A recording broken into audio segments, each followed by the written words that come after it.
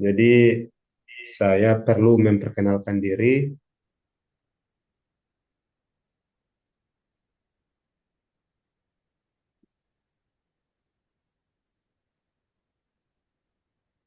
Saya share screen dulu. Oke. Baik, perkenalkan saya Melan Yusuf Numaini, tutor saudara pada mata kuliah pengujian peraturan perundang-undangan program studi ilmu hukum Universitas Terbuka.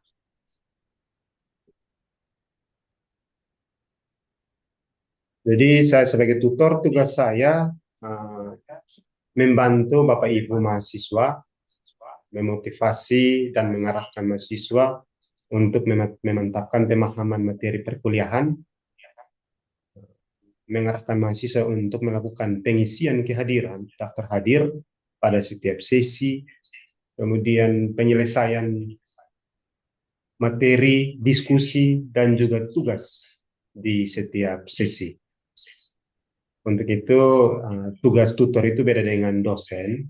Tugas saya di sini mengulang kembali materi modul yang sudah mahasiswa baca pada pustaka T atau menonton video materi terkait dengan materi pengujian perundang-undangan dalam berbagai perspektif, khususnya pada modul 6 ini di materi pengayaan pada menu e-learning. Kemudian kita akan membahas diskusi atau review diskusi dan tugas dari sesi 3, 4, 5, dan nanti di sesi 6 ini. Baik, tanpa mempersingkat perpanjang kata, saya langsung saja masuk pada pembahasan tugas pertama. Namun sebelum itu saya mengingatkan kepada mahasiswa Bapak Ibu semua untuk bagi Bapak Ibu yang belum mengerjakan tugas 2 di sesi 5 agar segera mengerjakan dengan batas waktu yang ditentukan atau batas jatuh temponya di tanggal Senin 17 November 2025 pukul 23.59 waktu Indonesia Barat. Jadi saya ingatkan kembali untuk Bapak Ibu mengerjakan tugas yang telah diberikan. Atau Bapak Ibu yang telah mengerjakan tugas, namun ingin memperbaiki nilai karena semua tugas telah diperiksa, ingin mempersilahkan diperbaiki sampai dengan rentan waktu yang ditentukan pula. Kemudian daftar hadir untuk web ini. Nanti Bapak Ibu silahkan chat pada kolom komentar, komen chat, nama Bapak Ibu serta NIM. Itu sebagai daftar hadir web kita. Nanti silahkan Bapak Ibu chat nama masing-masing. Saya lihat ada 11 peserta. Jadi nanti Bapak Ibu silahkan chat namanya masing-masing beserta NIM. Nomor induk mahasiswa. Oke, kita langsung pada pembahasan tugas 1.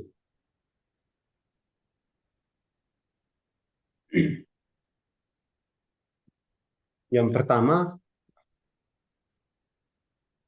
tugas 1 terdiri atas 2 soal, yakni yang pertama mengapa kewenangan Mahkamah Konstitusi untuk menguji undang-undang terhadap Undang-Undang Dasar merupakan salah satu bentuk perlindungan hak asasi manusia.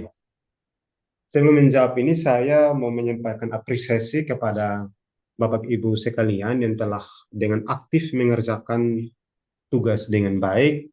Dan saya lihat nilai Bapak Ibu juga bagus. Dan jika ada teman-teman Bapak Ibu semua yang nilainya kurang bagus, silahkan diperbaiki selama masih ada waktu. Sampai dengan tanggal 17 November. Jadi kembali kepada pertanyaan, kewenangan Mahkamah Konstitusi untuk menguji undang-undang terhadap Undang-Undang Dasar merupakan salah satu bentuk perlindungan hak asasi manusia. Alasannya sederhana, karena dalam pengujian undang-undang di Mahkamah Konstitusi, salah satu syarat utama yakni legal standing atau kedudukan hukum pemohon yakni jika hak-hak konstitusional pemohon dirugikan akibat berlakunya suatu undang-undang, atau dengan kata lain pengujian undang-undang yang dilakukan di MK adalah sebagai upaya untuk mencegah munculnya tindakan pemerintah atau terbentuknya undang-undang yang melanggar hak asasi manusia. Jadi terhadap tugas poin satu ini, poinnya 50, untuk nilainya 50. Kemudian pertanyaan yang kedua, jelaskan alasan dan berikan dasar hukumnya mengapa Mahkamah Konstitusi memiliki wewenang untuk menguji peraturan pemerintah pengganti undang-undang terhadap undang-undang dasar. Dari pertanyaan ini ada tiga aspek yang dinilai. Yang pertama, alasannya. Alasan sesuai dengan pertanyaan, mengapa MK memiliki kewenangan untuk menguji Perpu terhadap Undang-Undang Dasar. Itu ada dua alasan, sehingga tiap alasan itu nilainya masing-masing 15. Kemudian dasar hukumnya itu poinnya 20, sehingga total nilainya 50. Jadi alasan mengapa MK memiliki wewenang untuk menguji peraturan pemerintah pengganti undang-undang terhadap undang-undang dasar, karena Perpu pada dasarnya memiliki kekuatan hukum yang sama dengan undang-undang. Hal ini dapat dilihat dalam jenis dan hierarki peraturan perundang-undangan di Indonesia, di mana undang-undang dan Perpu atau peraturan pemerintah pengganti undang-undang ditempatkan dalam kedudukan yang sama di bawah MPR dan di atas peraturan pemerintah. Jadi kedudukan Perpu itu sama dengan undang-undang, sehingga MK memiliki kewenangan untuk menguji Perpu tersebut terhadap undang-undang dasar. Itu alasan yang pertama. Sementara alasan yang kedua, bahwa Mahkamah Konstitusi berperan sebagai penjaga konstitusi. Dengan demikian, Mahkamah Konstitusi harus memastikan semua peraturan perundang-undangan sesuai dengan Undang-Undang Dasar Negara Republik Indonesia tahun 1945, termasuk peraturan pemerintah pengganti undang-undang. Itu dua alasan yang menjadi dasar mengapa MK memiliki wewenang untuk menguji Perpu terhadap UUD 1945. Kemudian dasar hukumnya. Dasar hukumnya itu ada diatur dalam pasal 7 ayat 1 Undang-Undang Nomor 12 Tahun 2011 tentang pembentukan peraturan perundang-undangan. Sebagaimana kita ketahui bersama dan telah dibahas pada TUE pertama, bahwa tata urutan peraturan perundang-undangan itu yang pertama ada Undang-Undang Dasar 1945 menempati tempat paling pertama. Kemudian ada ketetapan MPR, dan berikut ada undang-undang dan peraturan pemerintah pengganti undang-undang. Kemudian peraturan pemerintah, peraturan presiden, peraturan daerah provinsi, dan peraturan kabupaten kota. Peraturan daerah kabupaten kota. Jadi dasar hukumnya pasal 7 Undang-Undang Nomor 12 Tahun 2011. Kemudian ada juga dasar hukum putusan MK Nomor 183 Tahun 2009 yang pada pokoknya menyatakan bahwa atau menegaskan bahwa Perpu memiliki materi hukum dan kekuatan hukum yang setara dengan undang-undang. Itu dasar hukum yang berikut. Kemudian dasar hukum yang ketiga adalah pasal 22 ayat 1 Undang-Undang Dasar 1945 yang pada pokoknya menyatakan bahwa Perpu ditetapkan oleh Presiden dalam hal ihwal kegentingan yang memaksa. Di situ harus ada persetujuan dari DPR. Jadi selama Perpu tersebut belum dicabut, maka Perpu tersebut berlaku dan mempunyai kekuatan hukum yang sama dengan undang-undang. Yaitu jawaban untuk pertanyaan nomor 2. Dasar hukumnya itu poinnya 20, sehingga untuk nomor 2 poinnya juga 50, sehingga di total skornya atau nilainya itu 100. Itu terkait dengan tugas satu di sesi 3 itu. Kita lanjut lagi ke diskusi pada sesi 4 terkait dengan pelembagaan judicial review di Indonesia. Jadi, judicial review di Indonesia merupakan hasil evolusi ketatanegaraan yang sangat penting pasca reformasi. Sebelum perubahan Undang-Undang Dasar 1945 atau sebelum amandemen Undang-Undang Dasar 1945, Indonesia tidak memiliki satu lembaga khusus yang berwenang untuk menguji undang-undang terhadap Undang-Undang Dasar atau Konstitusi. Namun setelah amandemen Undang-Undang Dasar 1945, yakni dari tahun 1999 sampai 2002, sistem ini diadopsi secara eksplisit melalui pembentukan Mahkamah Konstitusi dan penguatan peran lembaga Mahkamah Agung dalam hal ini terkait dengan judicial review. Kedua lembaga tersebut menjadi penjaga utama prinsip checks and balance dan supremasi hukum di Indonesia. Jadi di Indonesia pelembagaan judicial review dilakukan melalui dua lembaga peradilan utama yang telah Bapak Ibu ketahui bersama sejak dari pertemuan awal telah dibahas terkait dengan Mahkamah Konstitusi dan juga Mahkamah Agung. Kedua lembaga ini diatur dalam Undang-Undang Dasar 1945, khususnya pasal 24. Jadi pasal 24C mengatur terkait dengan Mahkamah Konstitusi,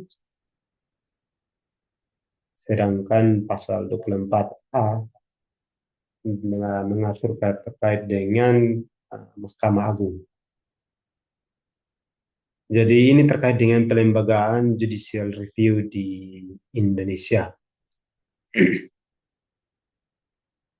Kita lanjut lagi ke diskusi kelima. Objek pengujian peraturan perundang-undangan. Jadi objek pengujian peraturan perundang-undangan adalah peraturan perundangan yang lebih rendah yang diuji kesesuaiannya dengan peraturan perundangan yang lebih tinggi.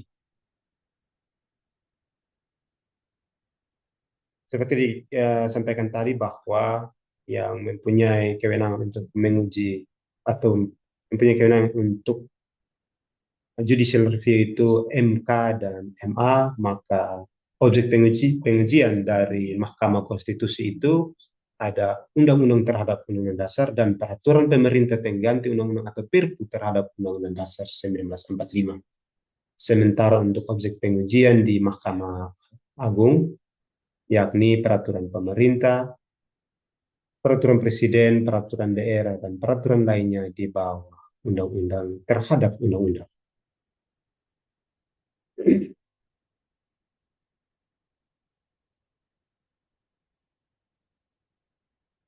Jadi dalam sisi 5 ini kemarin ada tugas terkait dengan tugas 2 itu terkait dengan pembatasan masa jabatan caleg calon anggota legislatif. Nanti hal itu tidak kita bahas karena masih dalam rentan waktu untuk dikerjakan Bapak Ibu mahasiswa. Karena sampai dengan saat ini masih kurang lebih 15 orang atau 15 dari Bapak Ibu yang belum mengerjakan tugas ini sehingga kita tidak bahas dalam web ini terkait dengan contoh kasus pembatasan masa jabatan caleg. Kemudian objek pengujian peraturan perundangan-undangan ini merupakan hal yang sangat penting dalam mekanisme judicial review. Namun ada permasalahan yang muncul pada aspek pengujian, yakni satu peraturan kebijakan atau Belegsregel. Hal ini tidak dapat diuji dalam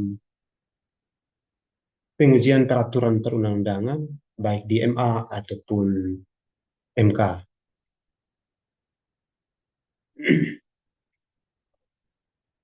Kemudian permasalahan yang berikut adalah dualisme objek pengujian MA dan MK. Kalau Bapak Ibu mengikuti perkembangan pemilu atau pemilihan kepala daerah, di situ pernah ada putusan MA yang uh, menyatakan bahwa batas usia minimal kepala daerah 35 tahun saat mendaftar. Sementara dalam undang-undangnya diatur bahwa sementara dalam undang-undang diatur bahwa batas usia maksimal minimal 35 tahun saat mendaftar. Sementara putusan MA menyatakan bahwa uh, usia minimalnya saat pelantikan bukan pendaftaran. Jadi itu mengakibatkan suatu permasalahan ketatanegaraan dalam pelaksanaannya. Baik terkait dengan objek mungkin demikian. Kemudian pengujian peraturan perundangan dalam berbagai perspektif.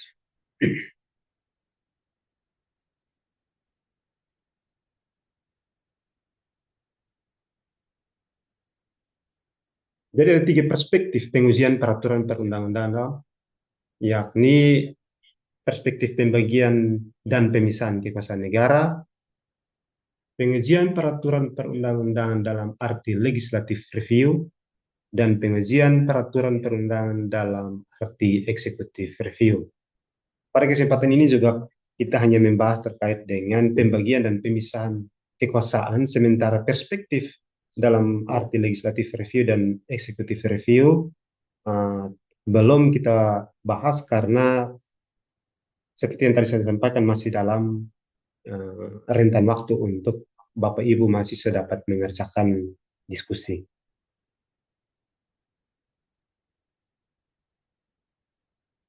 Jadi baik, pembagian dan pemisahan kekuasaan negara. Bapak Ibu, saya harapkan Bapak Ibu nanti bisa menonton materi pengayaan yang ada pada e-learning terkait dengan pemisahan dan pembagian kekuasaan negara ini, yang ada hubungannya dengan atau kaitannya dengan pengujian peraturan perundang-undangan. Jadi uh, pemisahan dan pembagian kekuasaan ini, Bapak Ibu sudah ketahui bahwa pernah dipelopori teori John Locke, yakni trias politika yang kemudian dikembangkan oleh Montesquieu. Jadi inti dari konsep trias politika ini yakni pemisahan kekuasaan yang membagi kekuasaan suatu pemerintah negara dalam 3 jenis kekuasaan, yakni eksekutif, legislatif, dan yudikatif. Jadi hal ini ada kaitan erat dengan pengujian peraturan perundang-undangan. Jadi pada prinsip kekuasaan negara sebelum amandemen Undang-Undang Dasar 1945, khususnya di Indonesia, bahwa sebelum amandemen itu kedaulatan negara ada di tangan rakyat dan dilaksanakan sepenuhnya oleh MPR.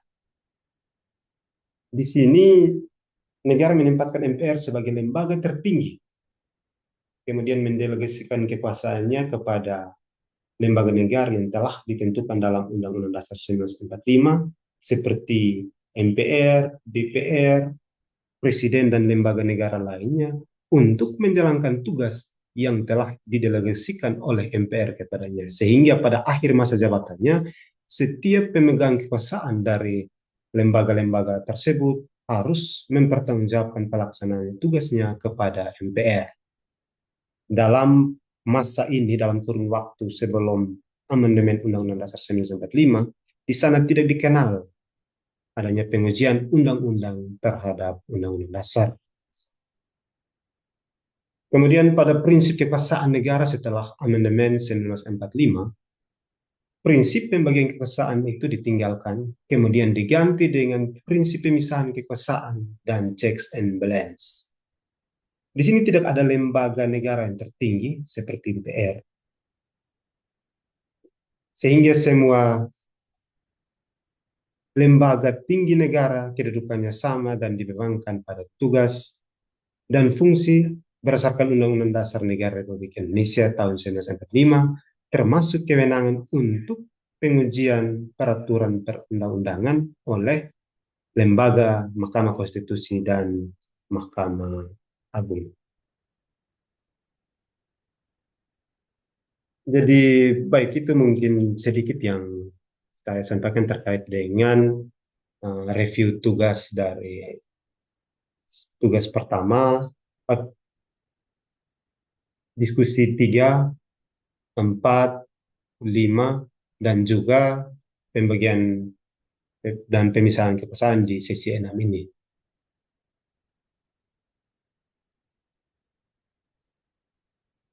Jadi mungkin ada dari Bapak Ibu yang ingin berdiskusi atau menanggapi apa yang telah saya sampaikan, disilahkan. Mohon maaf saya mungkin tidak terlalu lama karena kebetulan jamnya bertabrakan juga dengan kelas yang lain, sehingga saya masih ada waktu sekitar 10 sampai 15 menit untuk saya nanti pamit untuk masuk ke kelas yang lain.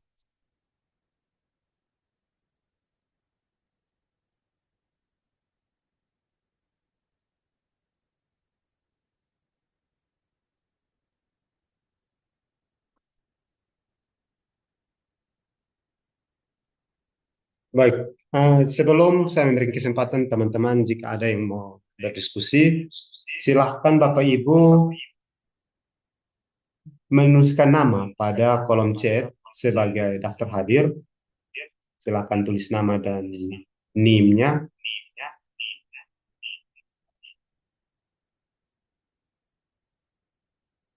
Ini sebagai daftar hadir karena proses web ini direkam, sehingga kita mengetahui siapa yang mengikuti web ini mulai dari awal sampai dengan akhir.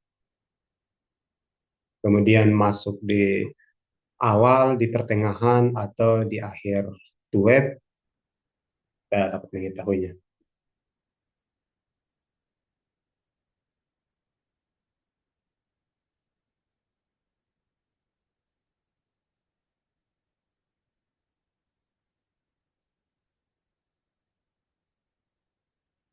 Ada 13 peserta, saya hitung dulu yang sudah mengisi nama. 1, 2, 3, 4, 5, 6, 7, 8, 9, 10, 11. Tersisa 13 orang dari Bapak Ibu yang belum menuliskan nama pada kolom chat sebagai daftar hadir.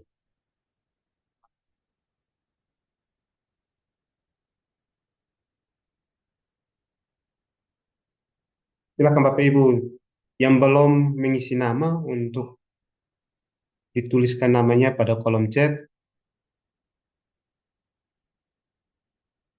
Baik Bapak Ibu, sambil teman-teman menulis nama, jika ada yang ingin bertanya atau berdiskusi, saya persilahkan.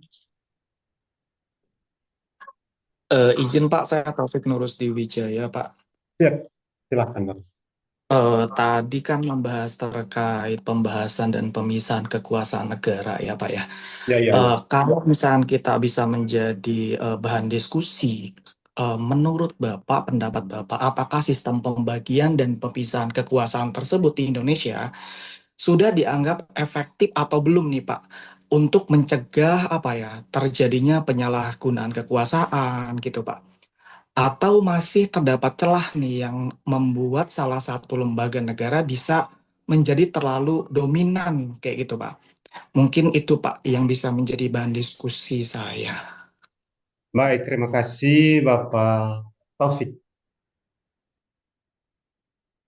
Mungkin ada dari teman-teman yang bisa atau kita saling diskusi untuk menanggapi apakah efektifkah pembagian kekuasaan atau pemisahan kekuasaan tadi menurut teori trias politika, teori Montesquieu, yang diimplementasikan dalam sistem kewarganegaraan Indonesia. Jika ada, silakan sambil kita diskusi.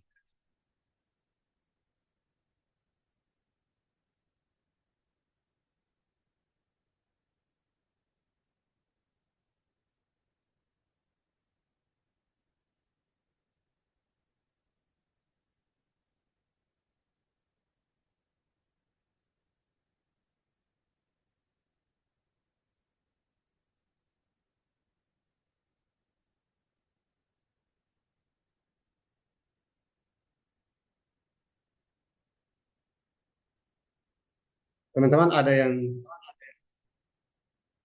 bisa memberikan tanggapan?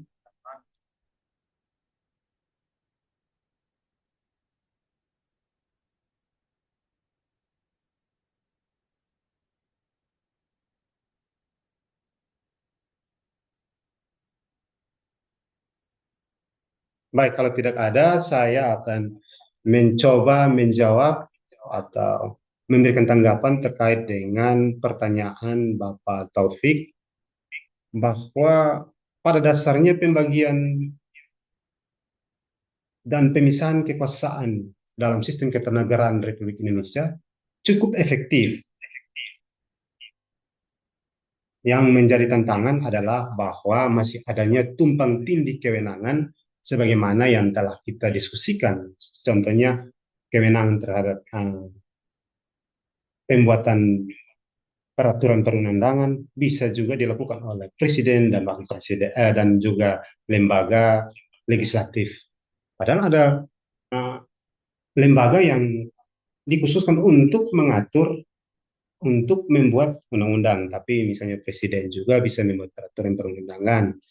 Nah, ini nih yang menjadi tumpang tindih ketika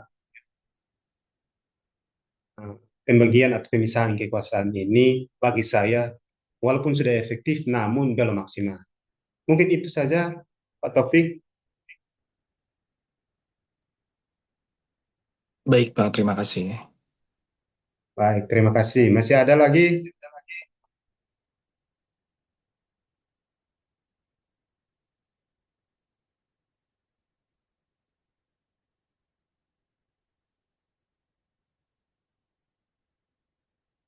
Kalau tidak ada, Bapak Ibu yang belum daftar hadirnya diisi dalam chat, silahkan dituliskan namanya dan NIM.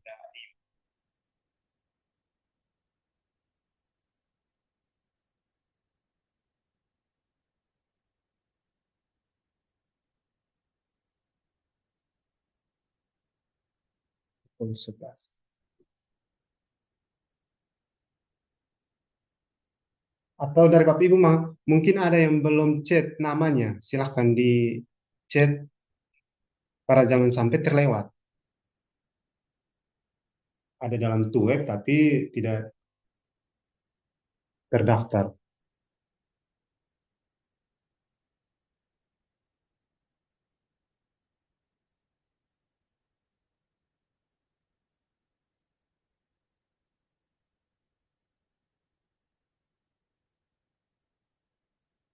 Baik Bapak Ibu, masih ada lagi yang ingin kita diskusikan. Kalau Bapak Ibu sudah mengisi daftar hadir, kemudian uh, tidak ada lagi yang berdiskusi. Dari tempat ini juga saya mau mengingatkan kembali Bapak Ibu yang belum mengerjakan tugas untuk segera dikerjakan. Sampai dengan jatuh tempo itu hari Senin tanggal 17 November pukul 23.59 waktu Indonesia Barat. Saya selalu mengingatkan ini karena nilai tugas itu prioritasnya cukup tinggi dalam penilaian ketika akumulasi nilai akhir nanti.